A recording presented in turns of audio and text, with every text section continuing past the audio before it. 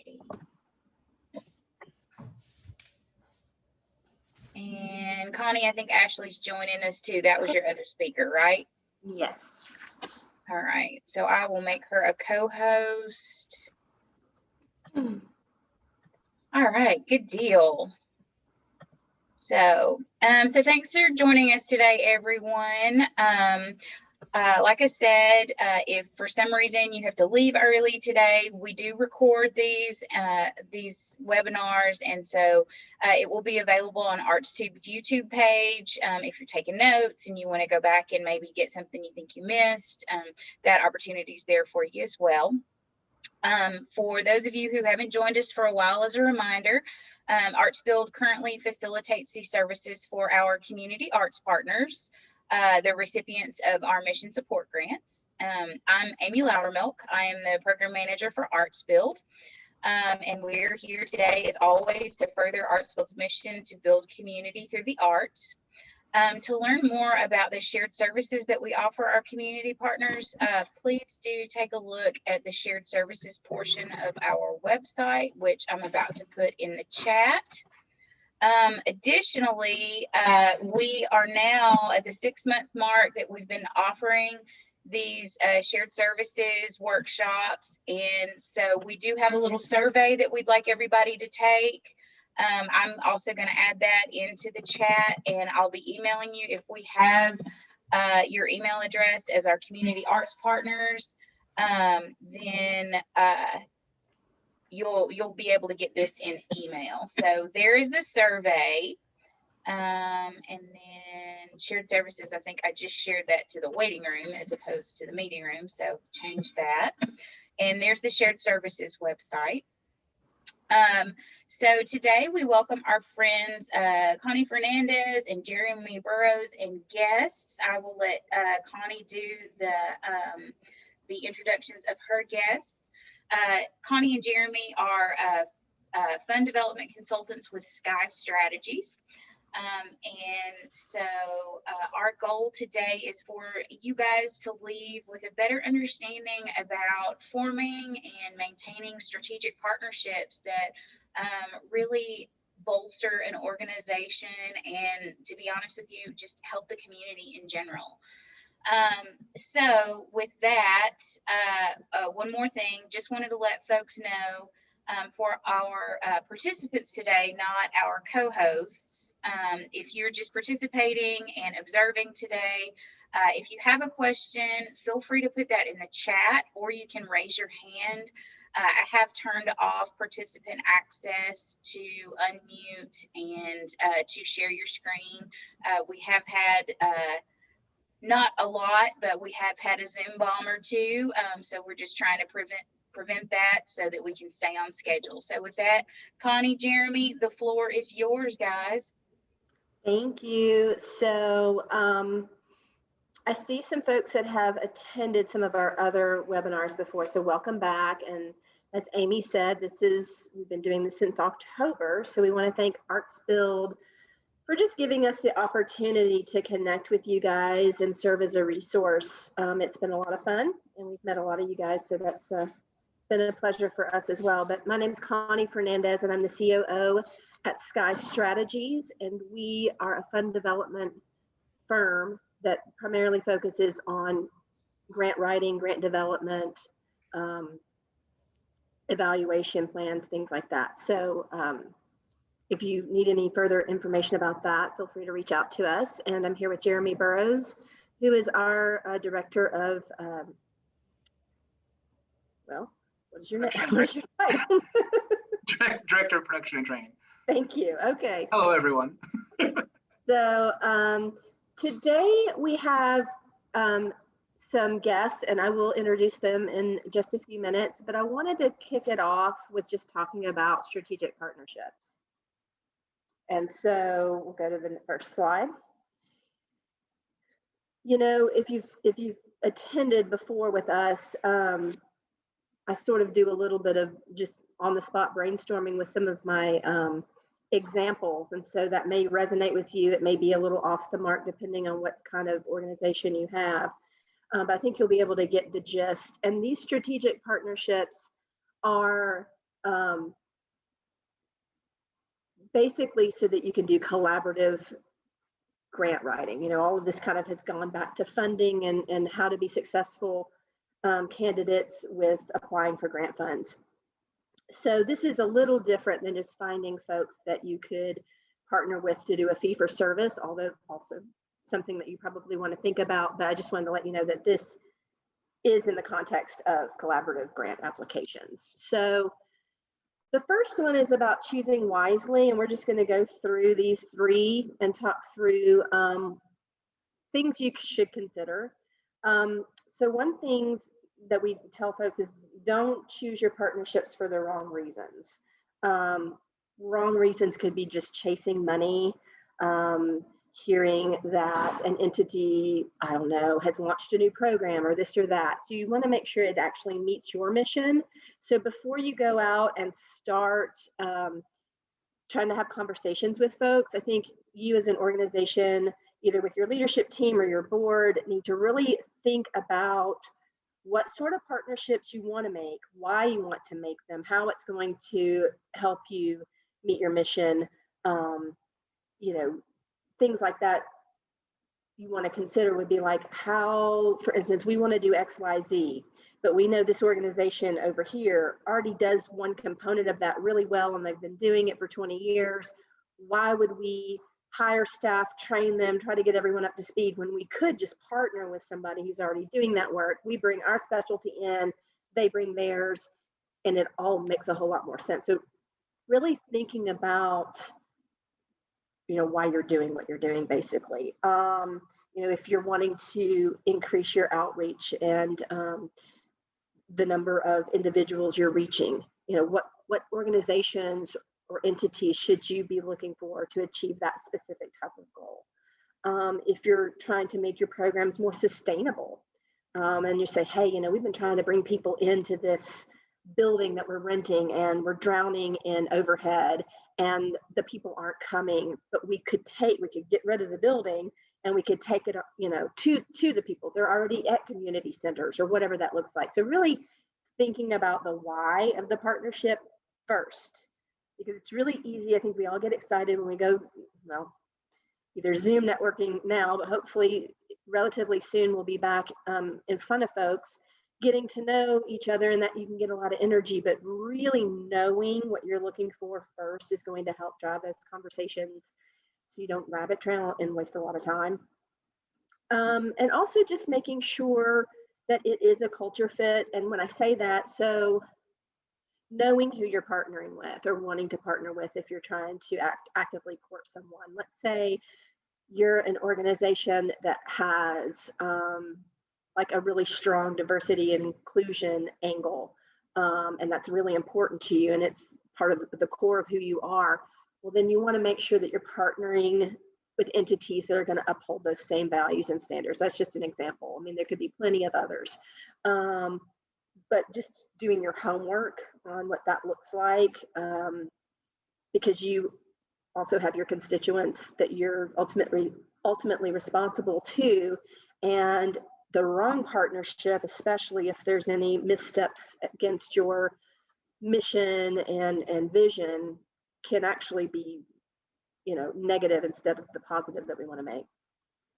And also just thinking through the fact, I mean, our guests today are other nonprofit entities and educational institutions, but you can partner with for-profits. You can partner with governments. I mean, City of Chattanooga, different departments, education, arts and culture, partner with the YFD centers, things like that. So when you think of nonprofit partnership, because you're a nonprofit, it doesn't just have to be a nonprofit. So just thinking strategically through that. So that's the choose wisely piece. Get together with the decision makers, figure out what you want to achieve, and then back into who can help you get there for the betterment of all. So MOUs, that's a memorandum of understanding, and most grant applications are going to require you to have this with any of your partners. Some smaller ones will say letters of support, but a lot of them really want the partnership to be legitimate and be strong and have some accountability to it. So when you start having these conversations and sitting down with potential partners, you want to know what you are going to ask them for. Maybe not the first meeting, when you're getting to know what each of you can bring to the table, and maybe there's more than one partner. Maybe it's the group of you guys.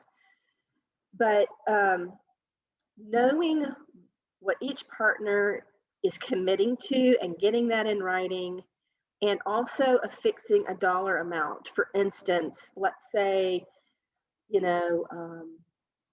there's a church in the area that serves a population of children that you're really, wanting to either tap into or reach more of, or whatever it happens to be. And they're saying, okay, well, we have this big gymnasium and the kids are already here, for summer camp. You guys could come in and do X, Y, Z. Well, you want to get that, like, okay, it's a gymnasium. There's a cost affixed to them running that gymnasium. And so they're not paying you those dollars, but a lot of grants, as we've talked about, will have matching requirements. And usually you can use in-kind, not just cash, but in-kind dollars as well. And so that would be an in-kind resource right there. So, okay, we're going to do like 6 or 8 weeks of summer camps, and so their accounting department or finance department should be able to figure out, the cost associated with that they are giving in kind to you. Same thing with, I know some after school programs, they provide snacks, things like that. So think through all the little things that make a program successful, that you can get in writing. This is what we're going to provide, and then have that dollar attached to it, and that all goes into the MOU. Trying to think, if you're ever writing support letters, they still need to be, we see all the time, we support this program, they're great, and it's very fluffy, I guess. And so funders, that's not what they're looking for. Even with letters of support, you want to know what that support looks like. But we encourage folks to go ahead and get these documents in place. You're going to need them. It also is just best practice. So there's no gray area. People know exactly what the expectations are. And if something falls short in an area, that's really quick for you to pull back and say, well, this is your commitment, this is our commitment, things like that. And then, I'm just thinking through, like, from an arts organization perspective, what are you trying to do? What does your programming look like? I mean, when you say art, that runs the gamut, but there can be, I know some, I'm just thinking of like AIM Center, for instance, they have an actual production studio there. And so, like, if you're doing something, in that realm, let's say like theater or something, and you want to be able to produce, some one acts or something like that, maybe that's a strategic partner because they actually have that resource in-house. That's just an example. People have recording studios, people have all kinds of different things. So when you're talking to the partners, really knowing what you would need to make your programming go further is really critical. And then we're going to talk about collective outcomes. So when you have these partnership conversations, you really want to make sure that your outcomes are dovetailing. So it can't be, when you partnership, you want it to make sure that what I'm trying to say, you want to think outside of the box, as people say, but it doesn't need to be so different that it's not going to make sense to a funder, if that makes any sense. The partnership needs to make sense. If whoever you're partnering with doesn't normally serve children, for instance, or if it's a for-profit entity, but that's your mission and you're going to try to make that fit just because they have a space they said you could use for free, that's probably not the most compelling partnership. So thinking about those outcomes. A good example of what I mean by that is, for instance, like United Way wanting to affect change for school-age children. So they may want to partner with an agency that serves school-age children because it's going to bolster that agency's programming to have their involvement, but it's also going to help them meet mission. So, I mean, that's just kind of like an easy example there. Trying to think. So I think really for my piece, that seems kind of simple, but the biggest thing is getting your ducks in a row from the beginning to know where you want to go with it. Fortunately, today we have some folks from Chattanooga Preparatory School, which is an all-boys charter school here in Chattanooga, as well as the Urban League of Greater Chattanooga. And I'm going to invite them to speak for about, 3 to 5 minutes, whatever they would prefer to do, about the opportunities that they could have for arts programming partnerships. At the end, we have their contact information, so you can feel free to reach out if something seems to resonate. And these do happen to be clients of ours, so when we're talking about collaborative grant writing, that's something we would be excited to do if that works out. And we have Brad Scott, the CEO of Chattanooga Preparatory School, as well as Kate Thompson, and she is the Director of Strategic Initiatives. So I'm going to let them chat with you guys. All right. Good morning. I guess it's still morning. I had to look at my clock to make sure it wasn't the afternoon. Thank you all so much for giving us this opportunity. We work with Skye Strategies and also Art Build for highlighting Chattanooga Preparatory School today. Chattanooga Prep, as Connie mentioned, is a all-boys public charter school. We are currently serving grades 6th, 7th, and 8th. At full scale, we'll serve grades 6 through 12. With a max capacity of 400 students.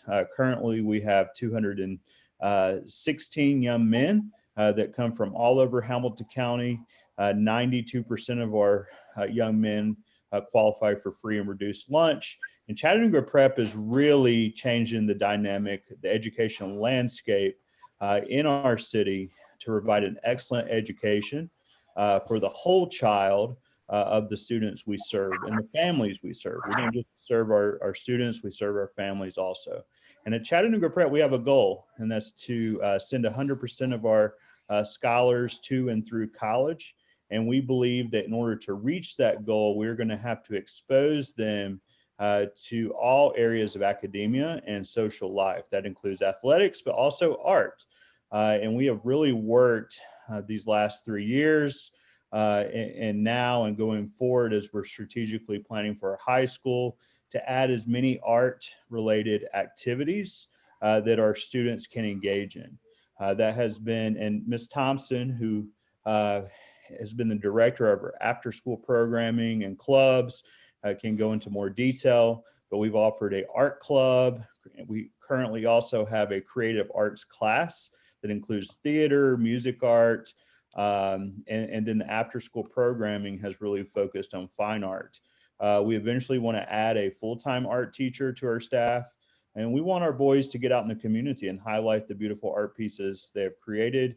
I know pre-COVID, we had students display their art at the Hunter Art Museum, and also we plan with our creative arts class to have performances, both at Chattanooga Prep and the Performing Arts Center, just really highlight the talent and the love of art that many of our students have. Kate, would you like to go into more detail? Sure. Thanks again for having us. Right now, obviously with remote, we didn't let that stop us. We've had remote art classes since September, and we had to obviously get all the supplies to the students, but they've done really well. We have some incredible talent. And our art teacher has them working on collaborative things right now, teaching them how to come up with a concept, design, sketching, and they collaborate on one final piece, and they're doing historical figures that are culturally relevant for our students right now.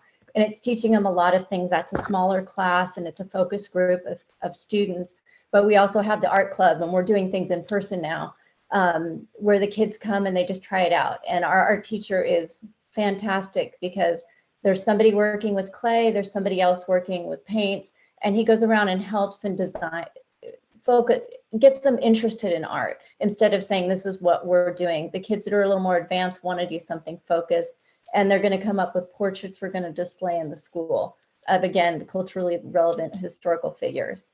So the visual arts has been going on since, I believe, since last year, at least when I started, that they've had the opportunity. And one of the biggest problems we have is students don't have supplies at home. So we've made a point to go ahead and give them supplies to take home. And that's made a big difference. I mean, I'm talking pencils and paper just aren't available to them. So we have packets we send home with them, and we've been really fortunate to be able to supply most of them. And our teacher went out and decided to do a comic book club.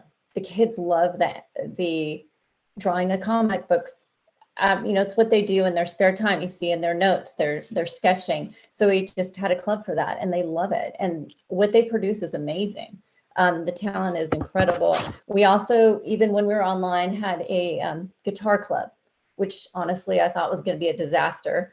A great guy who's a musician, not a regular teacher, but he was had some free time because of COVID, has been teaching them. And I've had kids who have online guitar since September that are getting really good at guitar. Again, we had guitars to send home with them.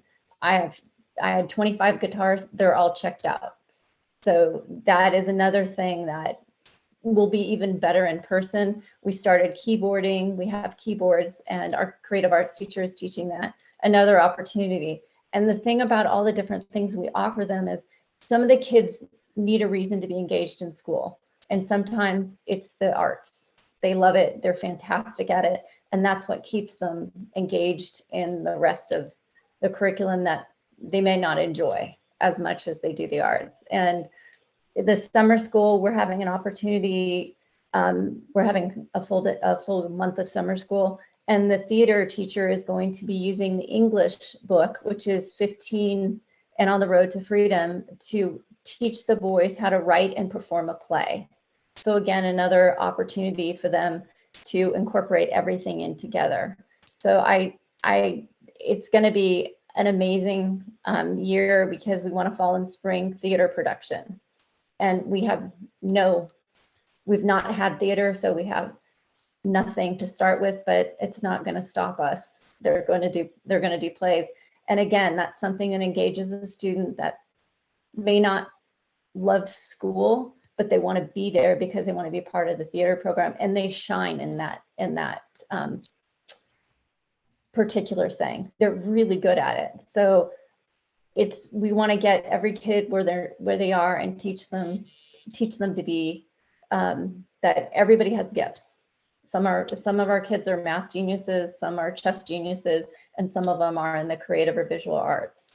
So I think I've covered what we're doing right now. And it's something I'm passionate about because I've seen the difference in the students. Yes, Kate's done a great job at leading our after-school art program along with our other clubs. You can see in your screen one of our students preparing his art piece for our annual Speak Like a King event. Pre-COVID, it was held at the Bessie Smith Cultural Center. This current school year, we did a virtual event. You can find that recording on our Facebook page, Chattanooga Preparatory School. And at the event, students shared passages, speeches, artwork, music to highlight the amazing accomplishments in life of Dr. Martin Luther King. And in the picture, you can see this one of our young men completing his artwork that was showcased at the event year before last. So like Kate said, we're really trying to expand our programming. The most pressing need at the moment is our theater creative arts class. Mr. Howard is the teacher, and he wants to have performances in the fall in our theater. So we need props. We need all the items that go into making a production as we continue to expand at our school. And also mention that we hope to hire a full-time art teacher in the future and expand on our fine arts as well. We're an AP for advanced placement class for all campus. So we'll be offering AP Art, so students can take a college level art course in high school and gain college credits. So arts are big at Chattanooga Prep, and we would love for you all to stop by our school and see our students work and them in action. We definitely extend that opportunity. And thank you all for being on today. And thank you to Skye Strategies and Art Build for inviting us.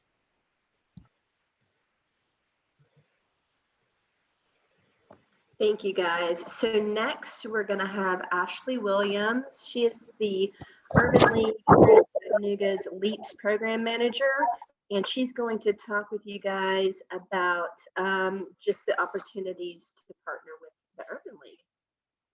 Ashley? Oops, sorry. Good morning, everyone. So I am the LEAPS program manager and also the education project manager for the Urban League of Greater Chattanooga, where our mission is to enable African Americans and other minorities and disadvantaged people to ensure economic resilience, parity, power, and civil rights. So with the LEAPS program, it is a state grant program, so it's funded through the state. And in this program, what we do is the after-school program, and right now we have Woodmore Elementary, Barger Academy, Chattanooga Charter, the lower school, and I believe that's it for right now that we have in our after-school program. And what they do, we do have an art teacher that teaches art on specific days. They also work with Study Island, which is similar to iReady in Hamilton County Schools. So they get to have access to that so they can work on math and English to help them out. And it gives them a diagnostic test to see where they are so that they can improve in their math, and also their teachers work with them as well. We also have partnered last year with the Salvation Army with drama. So they did drama. All this is virtual because we're not in the school. I'm just 5 months in with the Urban League, and previously, of course, they will all be at the schools at different schools where they we partnered with, and then we had all those programs there.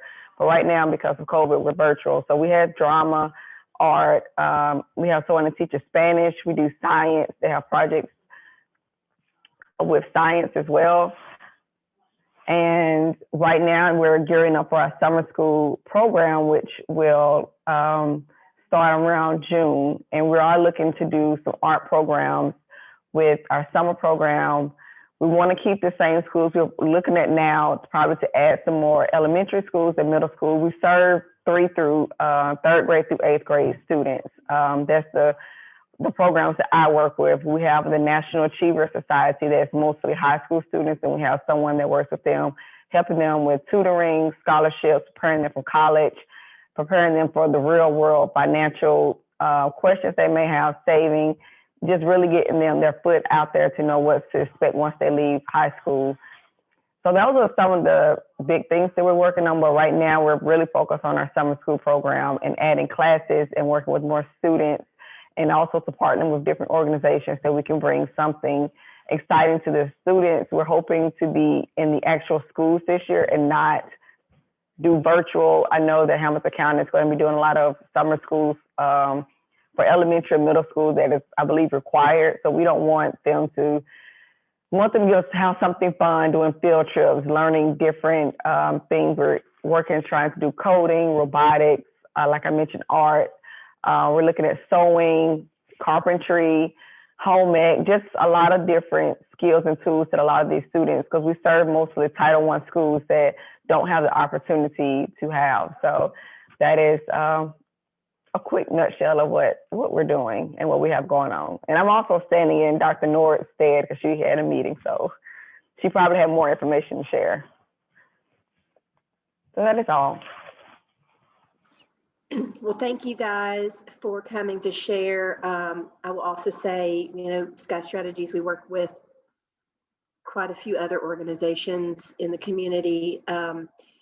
If you go to our website, we have our impact tab that has everybody's logo. You can check out their website. So there may be folks that we work with that obviously couldn't attend today because of their schedules. It's really hard, as Brad and Kate know, with schools getting something in the morning during the school day. It's pretty tough. So if you guys check that out and say, oh, this might be a great opportunity, then if we can help connect, then we'd be happy to do that. But want to thank Ashley and Brad and Kate for taking the time out today to come and share with you.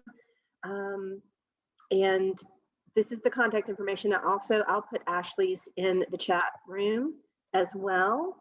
And I guess does anybody have any questions that they want to put up in the chat room? Yeah, if you've got any questions, feel free to insert those in the chat or raise your hand. And I'll be happy to allow you a second to speak to our presenters today.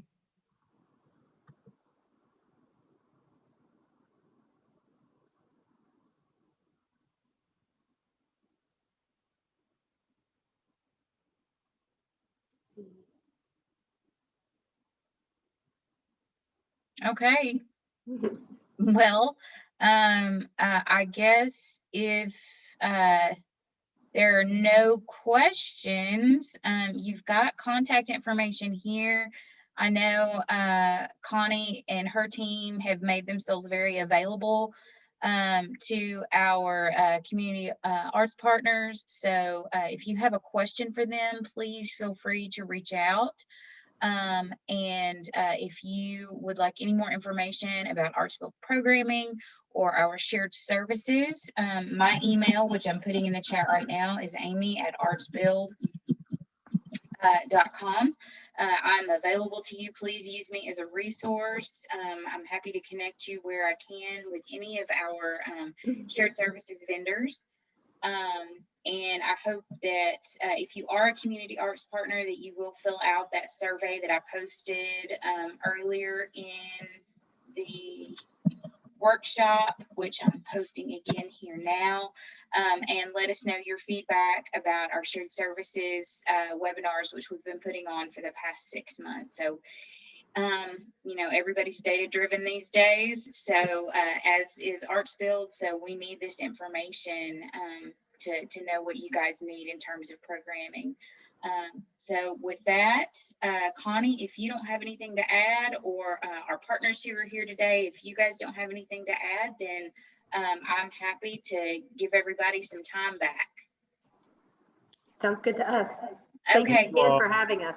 Yes, and thank you all for joining us today. You're all such a wonderful resource to the community, and you're doing so much with our underserved youth and our just the community in general, because it really starts with the kids. But thank you for showing what great community partners, what that looks like. So, and thanks Connie and Jeremy for presenting this for us today. So absolutely.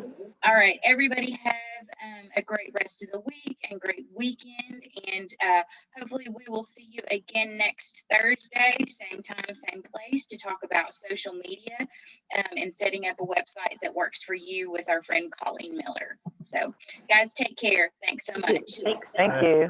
Great day.